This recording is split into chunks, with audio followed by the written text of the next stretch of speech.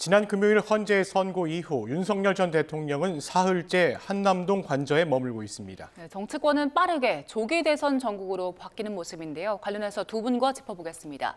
하민경 국민의힘 대변인, 이승훈 더불어민주당 전략기획 부위원장과 함께합니다. 어서 오세요. 안녕하세요. 네, 지난 금요일 오전 11시 22분을 기점으로 윤석열 전 대통령이 됐습니다. 헌재 8대0 전원일치 인용 결정. 각 당에서는 이 부분을 어떻게 받아들이는지 궁금해요. 어떻게 받아들이고 있습니까? 사실 8대0 인용이라는 그런 결과에 대해서 저희가 생각지 못했기 때문에 저부터도 만감이 교차하는 것 같습니다.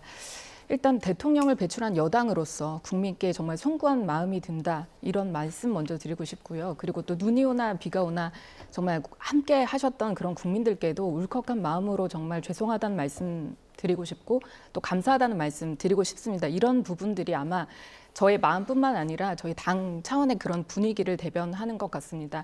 그렇지만 저희가 이번에 이제 광장에 모였던 것은 지난 대통령들의 그런 탄핵 때와는 정말 다른 양상이었다. 어떻게 보면 체제 전쟁이라고 할 수 있는 그런 자유민주주의를 수호해야 된다. 이런 절박함, 절실함 이런 부분으로 모였기 때문에 다시 한번 질 수 없는, 절대 져서는 안 되는 그런 선거를 앞두게 됐다. 이런 말씀을 드리고 싶고요. 또 국민께 죄송하다는 말씀을 또 한번 드리는 것은 저희가 바라볼 곳은 국민밖에 없다. 이런 말씀 드리고 싶고, 또 이제까지 저희가 피와 땀과 눈물로 지켜온 그런 대한민국을 우리 청년들과 또 미래 세대, 저희 자녀 세대들에게도 이제 물려줘야 될 그런 책무, 그런 막중한 사명감 느끼고 있다. 그래서 국민의힘도 잘 하겠습니다. 이런 말씀밖에는 드릴 수 없다. 이것이 아마 저희 당내 분위기인 것 같습니다. 네, 더불어민주당 당내 분위기도 좀 궁금한데요. 지금 어떻습니까?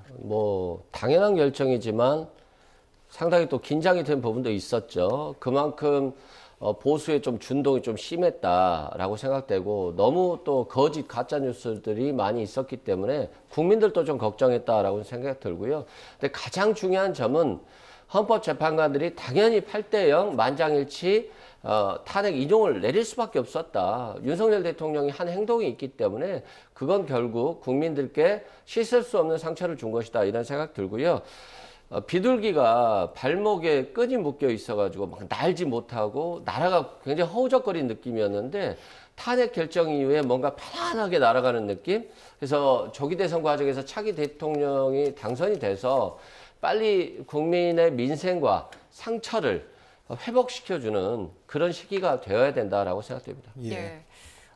그동안 헌재가 굉장히 오랜 시간 고민을 해왔잖아요. 그래서 사실 판결이 나오기 전에도 왜 이렇게 장고를 이어가고 있을까 이런 분석 많았는데 결과 나오고 보니 헌법재판관들은 왜 이렇게 오랫동안 수기를 한 걸까요?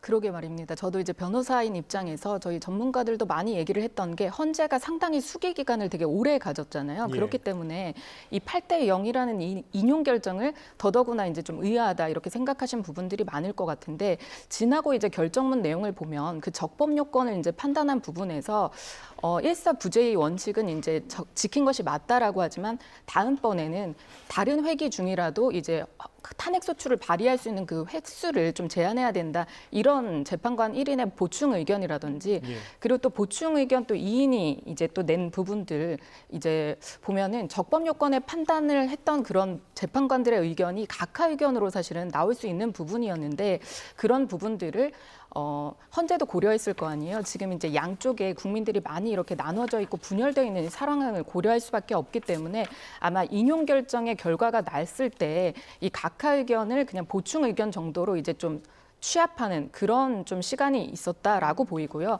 또 기각 같은 의견도 있었을 수 있겠다라고 생각이 드는 부분은 이제 헌재가 대통령에 대한 부분에 대한 파면뿐만 아니라 제1야당인 민주당을 엄중히 또 꾸짖은 부분이 있습니다. 예를 들어서 줄탄핵 같은 경우로 이제 고위공직자들의 직무를 전부 다 정지시켜서 마비시킨 부분이라든지 또 2025년 예산 삭감을 이제까지 헌정사상 유례 없는 일이라고까지 얘기를 하면서 전부 다 감액시킨 부분이라든지 또 그리고 민주당이 이제 단독으로 의결시킨 그런 입법 같은 경우에 대통령으로서 제2요구권, 그러니까 거부권을 행사할 수밖에 없었다라는 이런 부분 때문에 어떻게 보면 대통령으로서의 그런 책임감으로 국정 마비에 대한 이런 부분은 더 이상 할 수 없다, 타개해야 된다라는 부분으로 이제 할 수밖에 없었다.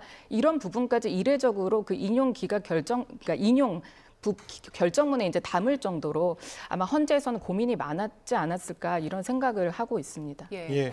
헌재는 별로 고민은 안 했을 것 같은데요. 이런 고민은 했을 것 같아요. 이재명 대표 항소심 판결, 유죄 판결이 나오기까지 좀 기다리지 않았나. 일부의 보수헌법 재판관들이. 그거 외에는 탄핵 결정문이 너무 완벽해요. 너무나 윤석열 대통령이 잘못했다. 5가지 사유, 그러니까 국회의 계엄 해제 요구를 거부한다거나 영장 없이 선관위를 뛰쳐간다거나 국무회의 심의도 없이 혼자 결정한다거나 모든 것들이 다 위헌이고 중대하고 헌법 위반이다라고 판결을 했는데 도대체 왜 이렇게 시간이 걸렸을까? 이재명 대표에 대한 항소심에서 유죄 판결이 나온다라고 한다면 국민의힘이 차기 대선을 좀 관리할 수 있기 때문에 아마 보수의 헌법 재판관들이 그 정도까지는 좀 도와주고 싶었지 않나 싶은데요. 결국에는 사법부가 무죄 판결을 내리지 않았습니까? 이게 어거지로 정치를 탄압하기 위해서 검찰을 이용하고 그 유죄 판결을 만들어서 상당의 정적을 제거하려고 하는 시도들은 결국 사법부에서도 인정할 수 없다라고 하는 모습들을 보여준 것이고 차기 대통령이 누가 되든 이제 정적 제거를 위한 검찰이나 사법부를 이용하는 것들은 중단되어야 되고 그것이 국민 통합의 길이다라고 말씀드립니다. 예. 대통령실 이야기를 좀 해보겠습니다. 현재 선고 이후에요. 대통령을 상징하는 공항기를 내리고요. 홈페이지 운영까지 중단된 상태입니다. 윤석열 전 대통령의 흔적을 좀 지우는 모습이다. 이런 평가도 나오고 있는데요. 그런 가운데 이제 파면 사흘째인 사흘째인 오늘도 윤 전 대통령이 언제 사저로 이동할지 이게 제일 관심인 것 같습니다. 박 전 대통령보다는 좀 시간이 걸릴 것이다 이렇게 이야기가 나오는데 퇴거 시점에 대한 이제 구체적인 이제 규정은 없는 건가요? 네, 규정은 없는 상황이고요. 그렇기 때문에 이제 박근혜 전 대통령 같은 경우에 사흘 만에 이제 퇴저하셨다 이런 예. 부분이었는데 윤석열 대통령도 지금 이제 정리를 하고 있는 그런 수순이고요. 이게 윤 대통령의 흔적 지우기라기보다 이게 헌법재판소에서 파면 결정을 내리면 그 주문을 선고하는 그 시간 예. 이번에는 11시 22분 경이었잖아요. 그때 바로 이제 대통령 직에서 파면됐기 때문에 예. 아마 지금 그런 절차를 밟고 있다. 당연한 절차적인 수순으로 이제 보이는 그런 상황이고요. 윤 대통령 같은 경우는 일단은 이제 서초동 이제 관저로 예. 나갈 거라는 얘기가 있는데 그 부분이 이제 아크로비스타 그러니까 이제 그 공동 주거다 보니까 뭐 경호라든지 이런 부분이 조금 어려운 그런 상황들이 있어서 지금 이제 고심 중이다 이런 부분인데 아마 이번 주 안에는 이제 나가신다 이런 얘기가 들리고 있습니다. 네, 예. 그 말씀하신 서초동 사저 같은 경우에는 이제 경호나 뭐 주민들이 있기 때문에 단독 주택을 좀 알아보고 있다 이런 얘기도 나오긴 하더라고요. 그런데 미처 이 부분에 대해서 준비하지 못한 게 윤 전 대통령 측에서 기각이나 각하 결과를 좀 기대했기 때문에 미리 준비를 안 한 게 아니냐 이런 분석도 나오더라고요. 충분히 그럴 수도 있다고 생각되는 게요. 대통령이 2시간짜리 계엄이 무슨 계엄이냐 이런 말씀하셨잖아요. 예. 2시간밖에 버티지 못할 계엄이라는 걸 본인은 이해를 못했잖아요. 그렇게 보면 이번에도 탄핵이 정말 기각될 거라고 생각했을 수 있겠다. 충분히 그런 생각이 들고요. 국가라고 하는 건 그런 거잖아요. A라고 하는 상황이 발생할 가능성은 없지만 B나 C 상황도 예비를 해야 되거든요. 예. 근데 대통령은 지금 퇴임을 해서 나가셔야 되는데 못 나갈 상황이잖아요. 그리고 국민의힘도 마찬가지로 윤석열 대통령은 파면 안 될 거야, 안 될 거야 라고 하면서 준비를 못 하고 있었잖아요. 이걸 준비해야 된다는 목소리를 죽여버렸기 때문에 결국 탄핵의 강을 건너기가 어렵잖아요. 그런 측면에서 이 정권이라는 게 무능하면 얼마나 국민들이 힘든지 정말 보여주는 것 같고요. 국가의 미래를 위해서는 차기 대통령은 유능한 대통령이 나왔으면 좋겠습니다. 예. 윤 전 대통령이 이제 집거하고 있는데 한남동 관저에서 권영세 비상대책위원장, 권성동 원내대표 등 당 지도부를 만난 데 이어서요. 예. 어제는 나경원 의원과 관저에서 1시간가량 차담을 이어갔다고 해요. 사실 헌재 판단, 기각이나 각하에 대해서 계속 강조했던 나경원 의원이시잖아요. 이 자리가 어떤 자리였다고 보시나요? 아마 차담의 내용은 이제 구체적으로 전해지지 않고 있기 때문에 저희가 정확하게는 알 수 없지만 어려운 시기에 이제 역할을 좀 많이 해줘서 고맙다, 이제 수고했다 이런 말씀을 드리고자 이제 윤석열 전 대통령께서 마련하신 그런 자리라고 저희가 알고 있고요. 지금 이제 부위원장님께서 계속해서 말씀하신 게 저희가 아무런 준비를 안 했기 때문에 무능한 정당이 어떤지를 보여주고 있다라고 이제 신랄하게 비판을 하셨는데 그런 부분이라기보다 이 부분이 이제 법치주의를 지켜야 된다. 그리고 자유민주주의를 수호해야 된다. 이런 부분으로 저희가 기각과 그리고 각하를 바라면서 이렇게 광장에 나갔던 그런 부분들이 있었다라는 말씀을 드리고 싶고요. 그리고 또 말씀하시기로는 헌법재판소에서 결과를 내린 것이 이재명 그 대표가 대표의 2심 판단이 이제 뭐 무죄 나올 것이냐 유죄 나올 것인가 이거를 헌법재판소 지켜보고 내렸다라고 하시는데 그렇다고 하기에는 대한민국이 이재명 대표 중심으로 돌아가고 있지 않다 이런 말씀을 드리고 싶고 이제 있을 이제 대선을 또 준비를 해야 되는 그런 상황이 닥쳤기 때문에 그 대선에서 보수인 국민의힘이 제대로 이제 전열을 잘 정비를 해서 잘 대처해주길 바란다. 아마 이런 말씀을 나누신 걸로 제가 전해 들었습니다. 예. 윤 전 대통령이 이제 국민의힘 지도부 만난 자리에서 난 떠나지만 대선에서는 잘해서 승리를 하기 바란다. 이런 메시지를 전했다고 알려졌고요. 이걸 두고도 또 여야 좀 공방이 오갔었거든요. 일단 윤 전 대통령의 당은 대선에서 승리하기 바란다라는 메시지는 어떻게 들으셨습니까? 일단 본인의 탄핵 기각을 요청하면서 헌재에서 60분 정도 발언을 했잖아요. 그런데 죄송하다는 것들은 한 30초 되나요? 1분 되나요? 국민들께 정말 사죄를 해야 되는데 너무 자신의 잘못에 대해서는 관대하다. 이 부분에 대해서 맺고 끊어주려고 한다면 확실하게 국민들께 사죄하고 반성의 모습들을 보여주고 그것들이 이제 국민의힘이 회생할 수 있는 기회일 건데 아직도 그런 모습을 보여주지 못한 점에 대해서는 뭐 안타깝다고 하기보다는 뭐 당연히 그럴 줄 알았는데 그 정도 수준이다라고 저는 보여주고 있고요. 법치와 헌법을 지키기 위해서 윤석열 대통령이 탄핵 기각되어야 된다라고 말씀하셨는데요. 그럼 대한민국 무너집니다. 거의 뭐 개헌 면허가 대통령에 주어지기 때문에 대한민국의 민주주의는 무너진다 이런 말씀 드리고요. 나경원 의원을 만났다는 걸 한번 생각해 볼 수 있는 게요.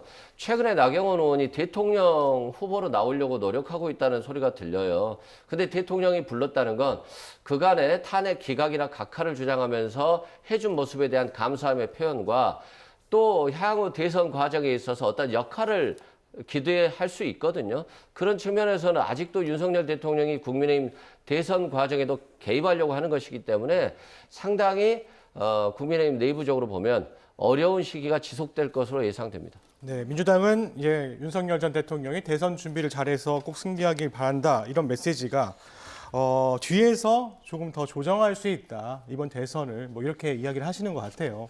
이 부분에 대해서는 좀 당에서는 사실 이 부분도 그렇고 일종의 거리두기 표현도 나오기도 하거든요. 지금 상황이 좀 어떻습니까? 저는 윤석열 전 대통령 같은 경우에 그래도 정말 짧은 메시지로 어떻게 보면 분열을 적게 하고 당에다가 좀 힘을 실어주고자 한 그런 마음이 아니었을까 저는 그렇게 생각을 해봅니다.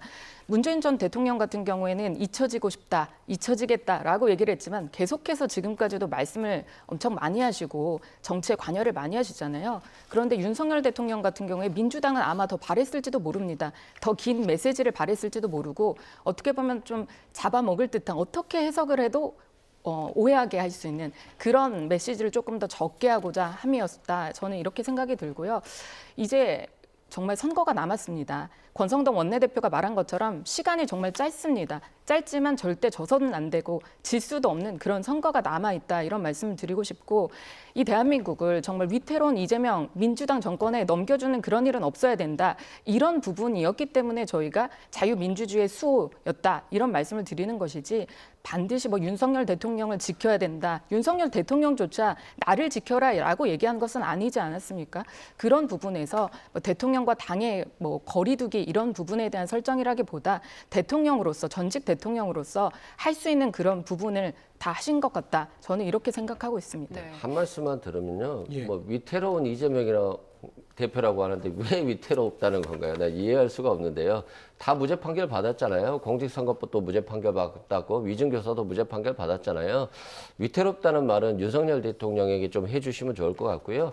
앞으로도 국민의힘이 굉장히 무능함을 보여줬잖아요. 집권 3년 동안 저는 뭐 한 걸 기억이 없어요. 의료대란 일어난 거 외에는. 그리고 너무 무책임하잖아요. 본인이 굳이 계엄하기 싫어하는 군인들 데려다가 계엄을 해서 얼마나 많은 별들이 떨어지고 감옥에 가 있습니까? 본인만 나와 있잖아요. 그리고 얼마나 많은 국민들을 반국가 단체 세력을 몰아갔습니까? 야당을 반국가 단체로, 그리고 여당 내에서도 자신을 반대하면 반국가 세력에 동조하는 세력으로, 그리고 야당을 지지하는 국민들도 반국가 세력으로 완전히 나라를 절단내고 거의 뭐 극우 중심으로 재편을 하고 있었잖아요. 그렇기 때문에 윤석열 대통령이 탄핵될 수밖에 없었기 때문에 이제는 좀 국민의힘도 국민을 위해서 윤석열 전 대통령을 선전했으면 좋겠습니다. 이건 짧게만 좀 짚어볼게요. 지금 국민의힘 내부가 이제 탄핵에 찬성한 세력들 그리고 탄핵에 반대한 세력들 이렇게 양분되어 있는 상황이기도 하고 윤 전 대통령과의 관계 설정을 어떻게 해야 할지 이 부분도 고민일 것 같은데 지금 당 내부 분위기 어떻습니까? 사실 당 내부에서는 윤석열 대통령과 이제 관계 설정을 어떻게 해야 되냐 질문을 상당히 이제 많이 받고 있지만 네. 지금 그런 부분을 저희가 신경 쓰는 것이 아니라 어떻게 보면 국민의힘은 그래도 건강한 정당이다 이런 말씀을 드리고 싶은 게 저희는 경선에서 후보들이 지금 10명이 넘는다 이런 얘기들이 저도 보도에서 이제 접하고 있는데 예. 그런 만큼 아마 저희가 경선에서 잘 후보들을 선출할 것이라고 그렇게 생각합니다. 그런데 민주당 같은 경우에는 이재명 대표 1급 체제에서 벗어날 수 없기 때문에 정말 거기에 묶여서 아무것도 하지 못한다 이런 말씀을 오히려 드리고 싶고요. 지금 이제 당에서 이제 윤석열 대통령과 뭐 절연한다, 뭐 어떤 말을 해도 절연하려고 한다, 또 갑자기 뭐 거리를 둔다 이런 말씀을 상당히 많이 하고 계시는데 그런 부분이라기보다 방금 전에 제가 속보에서 민주당 사무총장은 아직까지 대선 준비를 아무것도 안 했다 이렇게 얘기를 하시는데 정말 그런 거짓말이 어디 있을까 싶을 만큼 민주당은 준비를 해왔다면 저희 국민의힘은 정말로 시간이 짧습니다. 그렇기 때문에 지금 그 경선과 그리고 공정한 선거와 이런 부분에 집중하고 있다 이런 말씀 드리겠습니다. 네, 예. 이제 본격적으로 조기 대선 이야기도 좀 나눠보겠습니다. 헌법재판소의 전원 일치 인용 결정으로 이제 조기 대선이 현실로 다가왔죠. 조기 대선 날짜가 또 관심입니다. 6월 3일 날 이루어질지 오는 화요일에 한덕수 국무총리 그러니까 대통령 대행이 국무총리 국무회의에서 이 내용을 좀 밝힐 것으로 보이는데요. 한덕수 권한대행 녹취 먼저 듣고 오겠습니다. 새로운 대통령을 선출하기 위한 선거가 공명, 정대하게 치러질 수 있도록 해야 합니다. 관계부처는 정치적 중립을 지킴과 동시에 선관위와 적극 협력하고 아낌없이 지원해 주시기 바랍니다. 네, 이번 조기 대선도 이른바 장미 대선으로 치러질 가능성이 커졌는데요. 6월 3일이 유력한 상황입니다. 시간이 좀 상당히 촉박하지 않습니까? 시간이 촉박하지만 뭐 민주당 같은 경우는 윤석열 대통령이 파면될 거라고 생각을 했기 때문에요. 벌써 오랜 기간 조직들이 많이 뭉쳐지고 있었습니다. 이제 당 조직은 경선이 있기 때문에 그 조직을 준비하기는 쉽지는 않겠습니다만 앞으로 이제 지금부터 준비할 것으로 보여지고요. 또 뭐 경선 후보들이 그렇게 많지는 않을 것 같습니다. 그러나 민주당 입장에서 보면 누구라도 나와서 경선한다라고 한다면 당연히 좀 공정한 경선 룰을 보장해야 될 것 같고요. 가장 우려스러웠던 점은 헌법 재판관들이 8대 0으로 마은혁 재판관 임명에 대해서 위헌 판결을 빨리 해라라고 위헌 확인 결정을 내렸음에도 불구하고 최상목 부총리나 또 한덕수 대행이 임명하지 않고 있기 때문에 어떤 최고 권력을 지금 행사하고 있는 분들이 이런 위헌 위법적인 행위들을 해서 실은 선거 공고일 부분까지도 정말 의심해서는 안 되는 부분까지도 의심이 되고 있는 상황이기 때문에 마지막 남은 뭐 임기 한 2달 정도 되지 않겠습니까? 그때까지는 정치적 중립성을 가지고 헌법에 합치된 그런 행동을 해서 역사에 부끄러움이 없는 마무리를 좀 지었으면 좋겠다라고 생각됩니다. 네, 이제 58일 정도 남았더라고요.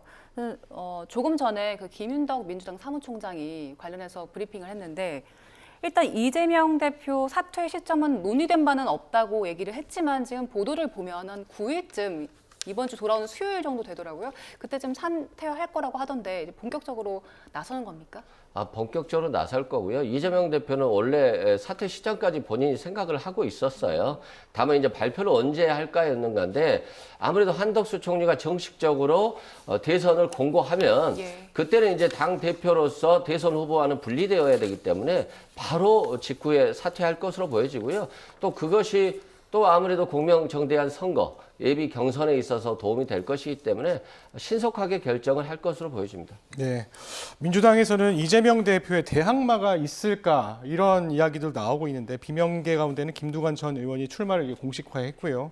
김동연, 김부겸, 김경수 전 경남지사 등이 출마 여부를 놓고 고심을 이어가고 있는 것으로 알려지고 있는데 출마 가능성은 좀 어떻게 보십니까? 솔직히 많은 분들이 출마하고 싶었을 것 같아요. 김동연 지사도 당연히 출마를 위해서 오랜 기간 준비했고요. 김부겸 전 총리도 준비를 했었는데 문제는 윤석열 대통령이 뜬금없이 구속 취소되면서 법치와 민주주의가 무너지고 있다라고 하는 민주 세력의 어떤 결집이 좀 있었고 그런 측면에서 지금보다는 뭔가 분리되는 것보다는 집중해야 된다라고 하는 측면에서 민주당 당원들 입장에서 이재명 대표 중심으로 너무 똘똘 뭉쳐 있어요. 그래서 지금 경선으로 나서는 것이 자신의 정치적 입지를 위해서 좋은 것인가 또 국민을 위해서 좋은 것인가에 대한 좀 걱정이 있을 것 같아요. 그래서 출마를 하실지 안 하실지 모르겠습니다만 누가 나오시든 민주당 내부에서는 공정하게 경선해서 자신의 경쟁력을 보여주고 또 민주당이 국민의힘보다는 유능하다는 모습을 보여준다는 측면에서 저는 많은 후보들이 나오는 것도 좋을 거라고 생각합니다. 네. 사실 어대명이라는 말까지 나오는 상황이잖아요. 그런데 경선 룰이 변수가 되지 않을까라는 얘기들도 나오는데 오픈 프라이머리와 관련해서는 앞서 김윤덕 사무총장은 아직은 관련해서 논의된 바 없다라고 하는데 이건 어떻게 결정될까요? 오픈 프라이머리 방식이 될지 아니면 세미 프라이머리 방식이 될지요?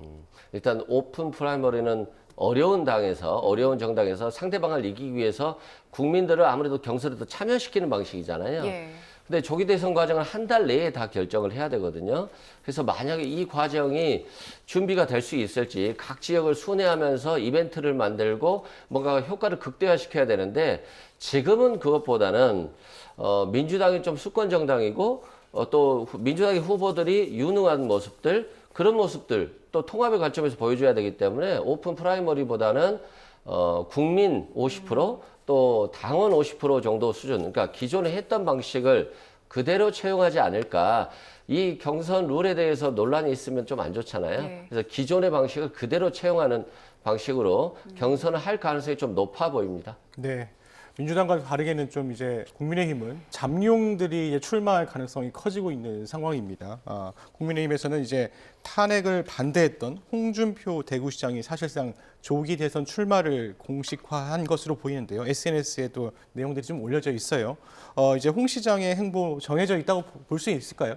아마 지금 너무나 짧게 남았기 때문에 예. 계속해서 이제 한덕수 국무총리가 이게 선거를 제대로 공정히 관리할 그런 의지가 있느냐라고 하면서 민주당에서 이제 좀 몰아붙이는 부분은 어떻게 보면 이제까지 해온 것처럼 쇼잉이라고 생각이 듭니다. 6월 3일 날 이제 선거일은 당연히 법상으로 정해져 있는 거고요. 그 안에 이제 선거를 해야 되는 그런 부분이 있는 것이고 그러다 보면 오늘 사무총장, 그러니까 민주당의 사무총장을 통해서 밝힌 부분은 당초와 다르게, 그러니까 당초 저희 예상과 다르게 이재명 대표 같은 경우에 다음 주면 이제 대선에 출마할 거다, 대표직을 내려놓을 거다 이런 얘기가 많았는데 오늘 사무총장의 발표를 보면 아마 아니고 조금 더 뒤에 이제 당권을 내려놓을 것 같다. 아마 그 안에 좀 정리해야 될 것들이 많다라는 이런 발표 내용을 보면 그런 부분이 아닐까 싶고요. 그러나 저희 국민의힘은 그런 부분 아니고 일단 경선을 빨리 치러서 후보들을 만든 다음에 그다음에 저희가 선거 기간도 정말 짧은 기간 동안 저희를 또 보여줘야 되고 믿어달라라고 또 말씀을 드리고 보여줘야 될 시간이 너무나 짧기 때문에 아마 저희들은 그런 부분 재고 따지고 이런 부분 아니고요. 아마 바로들 다들 출마하실 거라는 그런 생각이 듭니다. 네, 홍준표 대구시장은 오늘 오전쯤에 일단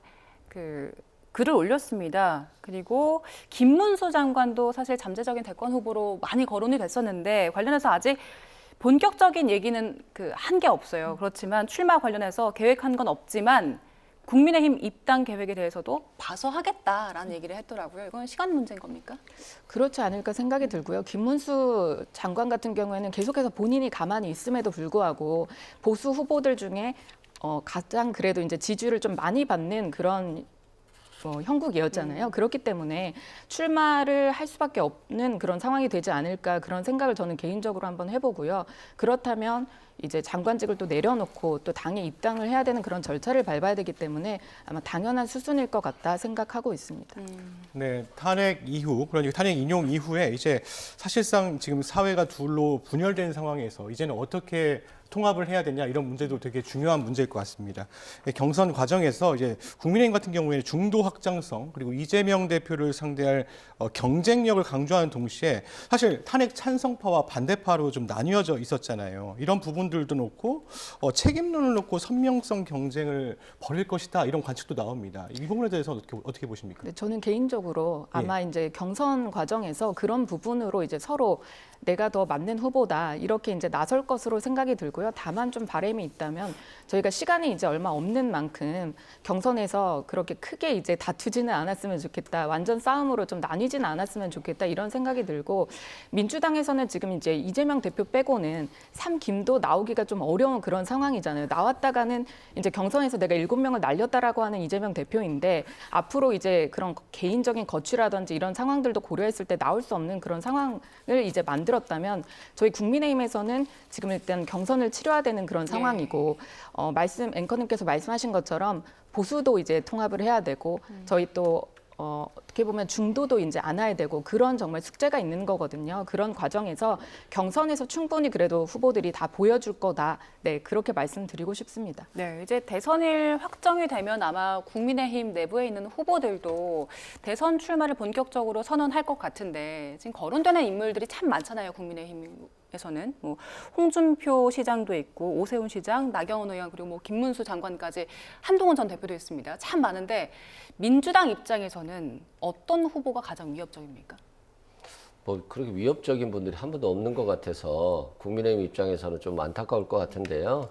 가장 중요한 건 지금 윤석열 전 대통령이 나라를 운영하면서 너무 못했잖아요. 그런데 여기에 좀 견제하면서 뭔가 자신의 모습을 보여준 사람이 없잖아요. 유일하게 한동훈 대표인데 한동훈 대표는 검사라고 하는 그 안 좋은 딱지가 있잖아요. 그런데다가 과거에 또 윤석열 대통령의 황태자였고 그런 측면에서 헌정 수호를 위해서 대통령의 탄핵에 찬성한 것은 잘했습니다만 뭐 국민의힘 내부에서 또 탄핵에 반대하는 세력들에 의해서 상당히 힘들잖아요. 그리고 김문수 후보가 가장 뭐 높은 지지율을 가지고 있다고 하지만 과거 극우 유튜버로서 굉장히 좀 감정적인 얘기들을 많이 하신 분이잖아요. 한쪽에 썰려 있는 분이잖아요. 국민들은 굉장히 중도적이고 통합적이고 능력 있는 사람을 원하는데 김문수 좀 장관이 그런 모습이 전혀 안 보이거든요. 그리고 홍준표 시장 같은 경우는 그래도 경륜이 있죠. 그리고 또 윤석열 대통령을 견제할 때는 견제하고 한동훈도 견제할 때는 견제하고 잘하는 부분은 있습니다만 좀 구시대 인물로서 새로운 대한민국을 원하는 국민들의 입장에서 보면 기대에 못 미치지 않겠습니까? 그런 측면에서는 국민의힘이 윤석열 전 대통령과 함께 상당히 좀 침몰할 가능성이 높지 않나 싶습니다. 네, 국민의힘 대선 후보들이 지금 못 미친다 이렇게 말씀해 주셨는데 사실 조기 대선을 앞두고 가장 중요한 게 외연 확장과 중도층에 대해서 이제 마음을 접근하는 부분들이잖아요. 사실 앞으로 이제 대선 체제가 조기 대선 체제가 이루어질 것인데 앞으로 나올 후보들에게 좀 어떻게 하면 중도층에게 좀 다가설 수 있을 것인지 이 부분도 좀 바라는 점이 좀 있으면 어떤 부분이 있을까요? 저는 혹시나 이승훈 부위원장님이 누가 민주당에서 나왔으면 좀 가장 좋다, 걱정된다 이렇게 말씀하시는 분이 있을까 봐 사실 걱정했습니다. 그렇게 되면 저희가 그분이 좀 돼서는 안 된다 아니면 그분이 꼭 돼야 된다 이런 의견을 낼 수밖에 없었을 텐데 아무도 걱정되는 사람이 없다라고 하시니 이제는 그러면 저희 국민의힘의 시간이다. 이제 경선도 남았고 이제 저희가 선거 또 운동 남았을 때 저희만 이제 지지율을 끌어올릴 수 있는 우리의 시간이구나 이렇게 말씀을 드리고 싶고요. 중도층에 대한 끌어들이는 거 당연히 필요하다고 생각하고 계속해서 저희를 극우 이렇게 멸칭을 하시는데 그런 부분이라기보다 저희는 극좌라고는 하지 않지 않습니까? 그러나 민주당만큼 선명하게 이제 그런 정당의 입장을 갖고 있는 당도 없을 거라고 생각합니다. 그런데 저희는 그런 부분이 왜 위태롭냐라고 이제 다시 질문을 하셨는데 그런 부분들이 저희가 정책적인 부분도 그렇고 경제를 앞선다라고 했지만 계속해서 반정책적인 그런 부분들을 계속 내놓고 있기 때문에 그 부분을 막을 이제 정당이 필요하고 그리고 이제까지 민주당에서 내세웠던 친중, 뭐 친북 이런 외교적인 입장이라든지 이런 부분이 상당히 위태롭다 이렇게 생각을 했을 때 입법권만 가지고도 민주당이 어떻게 할 수 있는지를 이제까지 보여줬잖아요. 그런 민주당에게, 그러니까 이재명이 있는 민주당에게 이렇게 당이뿐만 아니라 이제는 이제 대통령이라는 그런 행정부의 권한까지 몰아줬을 때 이 나라가 어떻게 되나 이런 우려가 상당히 많기 때문에 아마 그런 부분들을 좀 전략적으로 고심을 한다면 당의 이제 경선에서도 이기고 저희가 대통령 선거에서도 이길 수 있지 않을까 이런 바람과 기대를 저는 한번 개인적으로 말씀드려 봅니다. 예, 알겠습니다. 윤석열 전 대통령에 대한 파면 그리고 조기 대선 전국에 대한 두 분의 이야기 들어봤습니다. 하민경 국민의힘 대변인, 이승훈 더불어민주당 전략기획 부위원장과 함께했습니다. 고맙습니다. 고맙습니다.